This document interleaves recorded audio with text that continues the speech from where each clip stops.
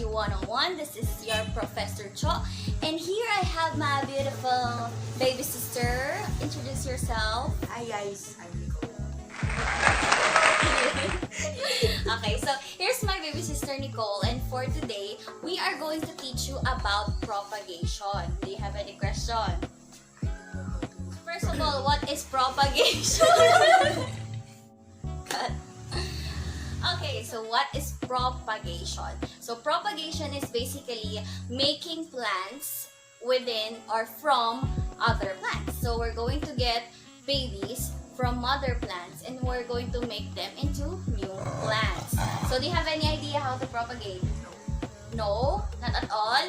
Okay, so for today, I'm going to teach you the basic lesson on how to propagate using water propagation. So you'll need, of course, you'll need water, scissors. You need scissors. Assistant. Get me a scissor. Ganteng. Okay, so we're going to be teaching you how to propagate. First of all, of course, you need your plant or your mother plant.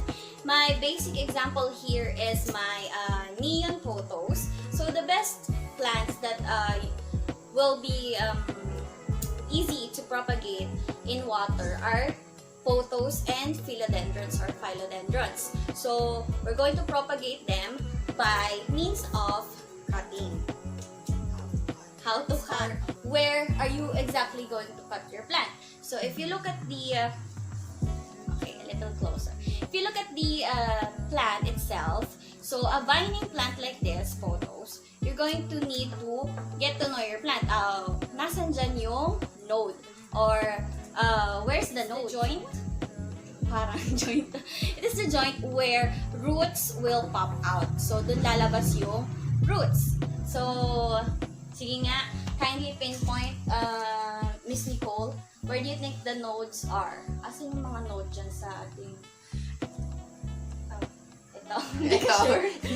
Sabi ko lang. Nodes is or are the places where the roots will pop out. Asan kaya yung roots na meron na dyan nagpa-pop out na root, ugat best. Sige nga, kindly help Nicole, Mr. Denmark. Ayan. Okay. So here are the nodes. So kung saan kayo makakita ng aerial root meaning roots that are popping out. Yan, kasi sinabing aerial. Because nagpa-pop out na siya in air or on air. Ayan. So, even without soil, the roots are already popping out. And that is where your nodes are. So, yan yung node. So, basically, kapag ka may leaf, and then a node, leaf, that's the node, leaf, node. So, did you get that? Kung saan may leaf, yan, may dahon, merong node. Okay. So the rules of cutting for propagation in water propagation, you cut a few centimeters below of course syempre, below the node. So ito na yung iyong root. Yan. So dito ka mag-cut. So you cut there. There, that's your first cutting.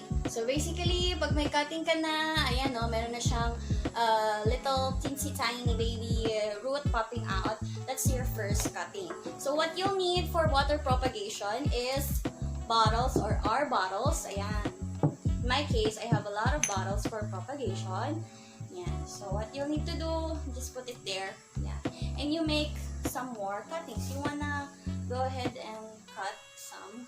Saan dapat? Dito. Okay, go. So, a few centimeters. Okay. Yan. Okay, very good. So, there. So, ayan. So, ang galing po ni Miss Nicole. So, you have the aerial root there already. So, basically, kapag ka water propagation tayo, children. Okay. So, there is already an aerial root. So, magtutuloy-tuloy yan. Roots will come out of there and more roots will come out if you expose it to water. And already tried the pothos. Let's try another easy care or another easy propagation. Let's have philodendrons or philodendrons. is my beautiful Philodendron Brasil. Yan. So, this type of philodendron are heart leaf shape. So, heart daw siya. Ano siyang heart? Yes. So, it's known for its, eto po, Brazil. If you've seen my plant tour, and if you haven't seen it, please watch that. Please. So, ayan. I've already spoken about this. Brazil is known for the yellow streak on the middle of the leaves. So, in my case, sobrang tuwa or sobrang saya ng Philodendron Brasil ko. Some of the leaves actually are full-on yellow. Yan. Diba? Oh, hindi na lang siya sa gitna. It's almost yellow all over. So, I'm very happy about that. And, what you'll need to do, same step. Cut! So, you get a cutting. Saan natin ika-cut? You get a cutting. You make sure that that the node is present. Remember, one leaf, yan, kung saan nag-connect yung leaf mo and your stem, that is your node. So, you cut a few centimeters below that. Okay. And then, you have your cutting. Saan kaya ako magka-cut? I think I don't wanna cut this. Okay. Ay, ito, yes. I need to propagate this because it's already super duper long. Wait, papakita ko sa inyo. Sobrang haba na niya. See that? Pabila yung lens. Pa? Pabila yung lens. So, kasi nasa pole siya. So, here is my Cebu Blue or Cebu Blue. Okay, Cebu, yes. It's actually the place. It's a plant that is indigenous to Cebu. Kaya siya tinawag niya si Cebu Blue. So some Americans that has Cebu Blue, they call it Cebu Blue. Diba? Cebu. Okay, so I want my plant, my Cebu Blue, to fill out the pot. Kasi if you look at the pot, the pot is actually a bit empty. Diba? Wala siya masyadong laman. So here, itong mga nandito, these are my cuttings na transfer ko na dito sa soil. So gusto ko siya mapuno. So what I need to do is to cut my very leggy, itong mahaba ko, to cut it and make a few more cuttings and place it on the soil. Yes. Yes, ang dami nga. Okay, let's do it. Let's cut them. Cut. Alright, ako muna. So you cut. If you look at this example here, ayan. So, it has already a very long and healthy root system. An aerial root. Ayan. There. Diba? May root na siya. Okay. So, you cut below that.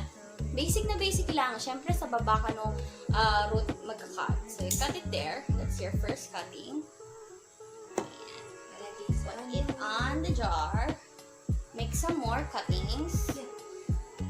So, the next one, may root din siya doon. So, I cut below that. Few centimeters. Yan. And then, pag may ganito, if you have excess stem, you cut the stem. Bakit? Because the stem that are exposed to water will rot. Mabubulok siya. So, pag nabulok, nangyayari? Mamatay. So, we don't want that. We only want the root. And well, we need at least one leaf. We need at least one leaf in order for it to photosynthesize. Kasi if you place it a little ways towards the sun, mas madali siyang mag-root ng mas matigas. Okay, so ikaw na. You cut the rest. Oh, yan. Saan ba? Saan ba dapat? Ito. Okay, go. Very good. O, yung excess na stem, tanggalin mo. Mali. Kamakinig dyan. Sige, go. Alright, very good. More. More. Okay, para marami, di ba? Alright, excess.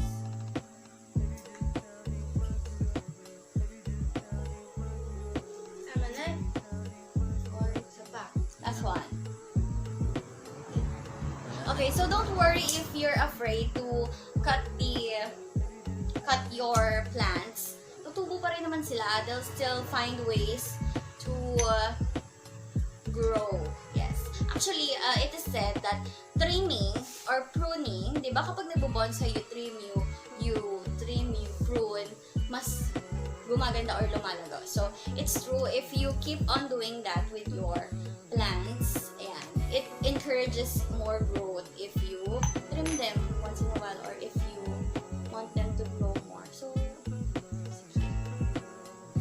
okay. So, how many cuttings do we have?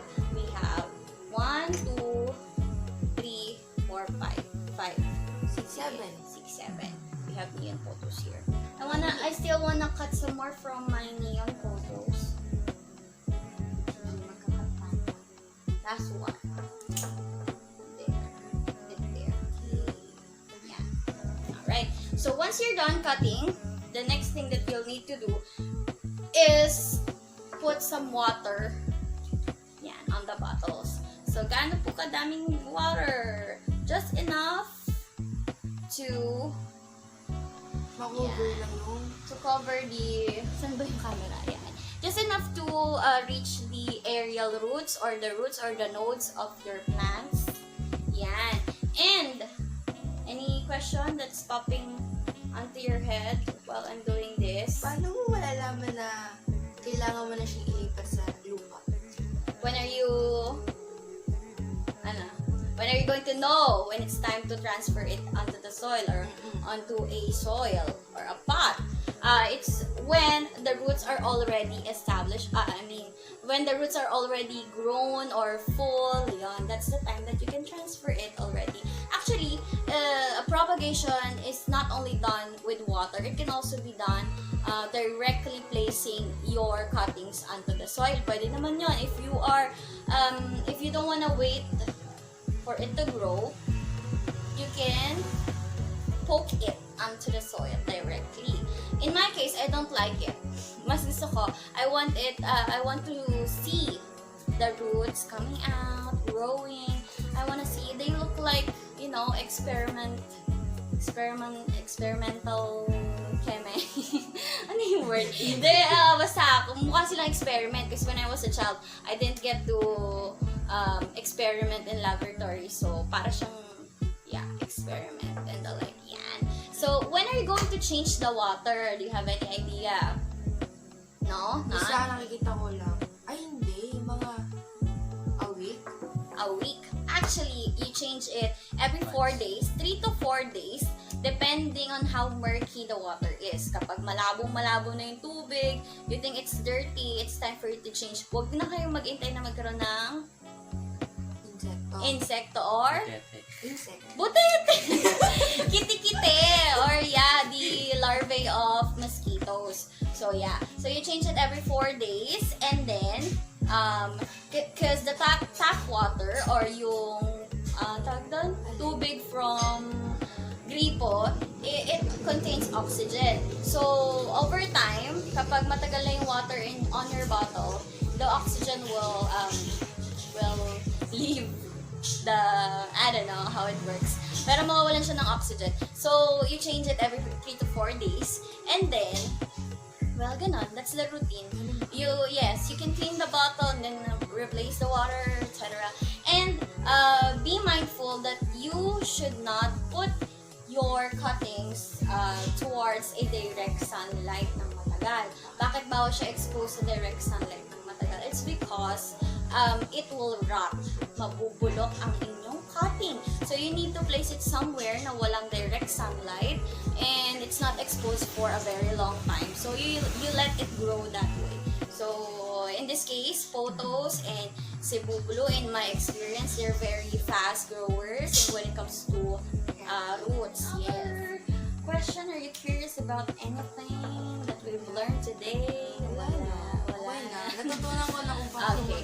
So, I hope you learned something today. This is a very short video with my sister. Okay. So, that concludes concludes our video or our vlog for today. So water propagation. If you have any question, don't be shy. Just put it on the comment section. Comment down below. And don't forget to subscribe and hit that like button. If you want to see more lessons like this, feel free to ask and suggest anything. And also, if you still want to see this face, yes. So, yun, request nyo lang. And, before we go, we have a special shout out. We want to give a shout out to Macky. Si Kuya Macky. Hi. Okay, so, Kuya Macky, you go check his channel out. It's Macky Tropa. I'm going to be putting it down below or here on the my screen. channel, Ayan, guys. plug din siya. Konting ano. Ano?